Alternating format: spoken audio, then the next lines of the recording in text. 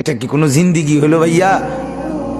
কখনোই আল্লাহকে ডাকতে মন চায় না, এক বেলা নামাজ পড়তেও মন চায় না, কোনো দিন ফজরের নামাজ পড়তে মন চায় না, কোনো দিনও আল্লাহকে ডাকতে মন চায় না। আয় হায় হায়, এটা কি কোনো মানুষের জীবন হইল ভাইয়া? বেপর্দা নারী সমাজ আরো বেশি নষ্ট করে। যে মেয়েটা বেপর্দা হইয়া অসংখ্য যুবককে নিজের শরীর দেখাইল, আল্লাহর কসম এই সমস্ত যুবকের গুনার সমপরিমাণ পীড়া ওই নাফরমান মেয়ের কাঁধে উঠবে, মহিলার কাঁধে উঠবে, কোনো সন্দেহ। এটা কি কোনো জিন্দিগি হলো ভাইয়া?